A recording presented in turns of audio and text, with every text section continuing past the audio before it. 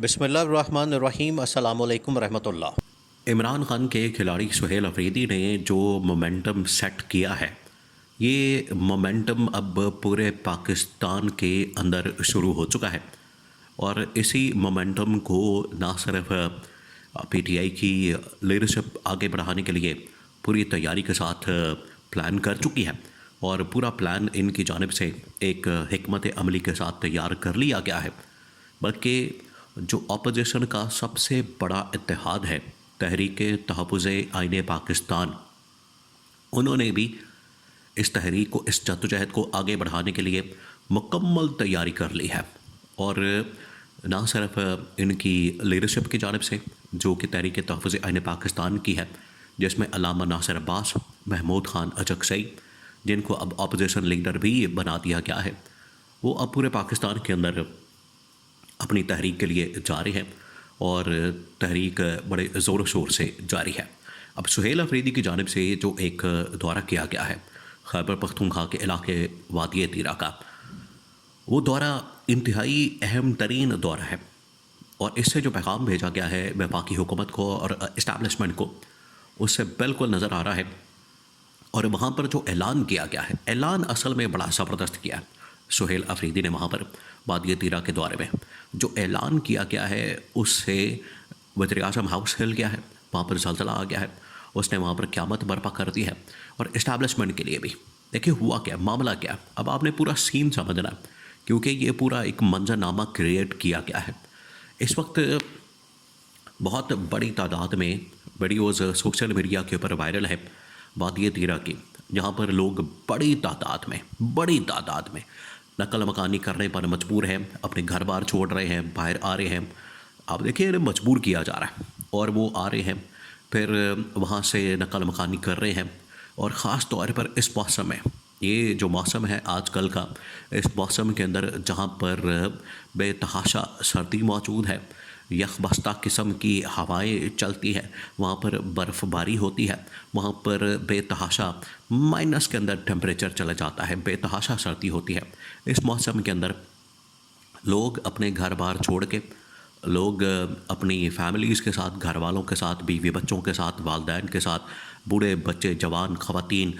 ये तमाम लोग आज बेयारो मददगार वहाँ पर खुले आसमान के नीचे ज़िंदगी गुजारने पर मजबूर हैं, क्योंकि इस्टेब्लिशमेंट की जानिब से और वफाकी हुकूमत की जानिब से फ़ैसला किया गया है कि हमने वहाँ पर ऑपरेशन करना है। और यही वो मामला था जिसके ऊपर सुहेल अफरीदी बार बार गवर्नमेंट को भी, इस्टेब्लिशमेंट को आगाह करता था कि आप इस हवाले से ऑपरेशन के ऊपर हाथ हौला रखें, ऑपरेशन वाली ऑप्शन को इस्तेमाल ना करें, ऑपरेशन के ऊपर ना जाएं, क्योंकि अगर आप ऑपरेशन की तरफ जाते हैं तो यहाँ पर एक बहुत बड़ा लोगों का,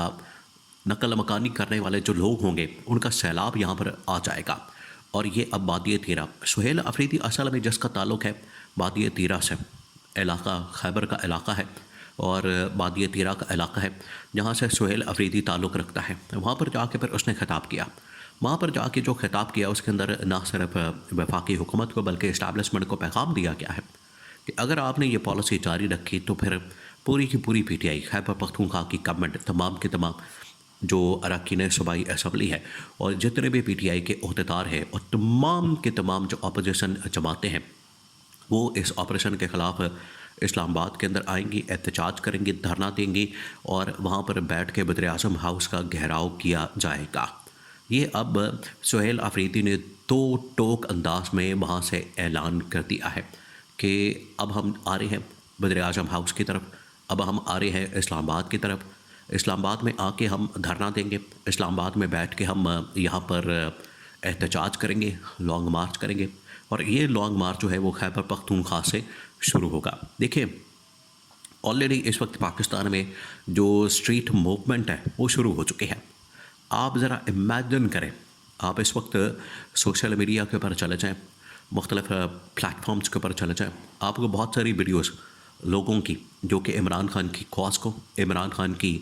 तहरीक को, इमरान खान की जद्दोजहद को सपोर्ट कर रहे हैं। और हर रोज़ अब किसी न किसी इलाके में, किसी न किसी यूनियन काउंसिल में जो पीटीआई के अहदेदार जो पीटीआई के इस वक्त टिकट होल्डर, पीटीआई के एमएनए, पीटीआई के एमपीए हैं, वो अब बाहर निकल रहे हैं, लोगों को चार्ज कर रहे हैं, मोमेंटम को बिल्डअप कर रहे हैं और इस हवाले से उन्हें तैयार कर रहे हैं। ये तो मोमेंटम बिल्डअप किया जा रहा है। और सुहेल अफरीदी का वो जो पंजाब का फिर उसके बाद सिंध का जो दौरा है वो बड़ा मानीखेज था। उसके अंदर बड़ा वाज़ेह तौर पर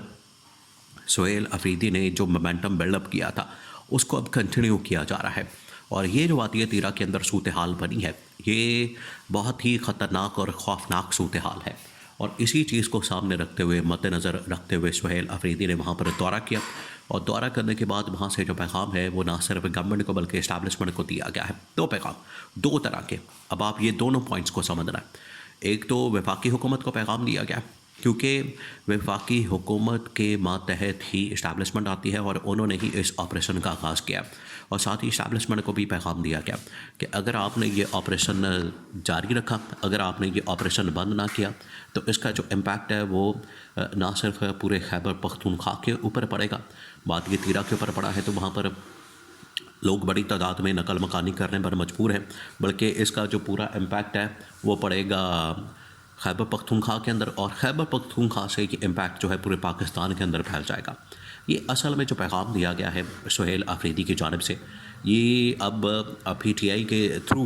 तहरीक तहफ़्फ़ुज़ ऐन पाकिस्तान के थ्रू ये पैगाम भेजा गया है वफाकी हुकूमत और इस्टेब्लिशमेंट को। और इसी वजह से देखिए, आज से तकरीबन कुछ चंद दिन पहले, 2-4 दिन पहले, 5 दिन पहले, सूबाई असम्बली जो केपी असम्बली है उसके स्पीकर की जानिब से कोर कमांडर पेशावर को ख़त लिखा गया था। उसके अंदर ये उनकी जानिब से सिक्योरिटी के ऊपर ब्रीफिंग मांगी गई थी। वो इसी कॉन्टेक्स्ट के अंदर थी। आप इस बात को समझें कि जब वहाँ पर सिक्योरिटी हालात ख़राब हो रहे हैं, आप ऑपरेशन करना चाहते हैं, आप वहाँ पर दहशतगर्दों के ख़िलाफ़ कार्रवाई करना चाहते हैं, तो बिल्कुल ठीक है, लेकिन उससे पहले आप सिक्योरिटी के ऊपर ब्रीफिंग दें।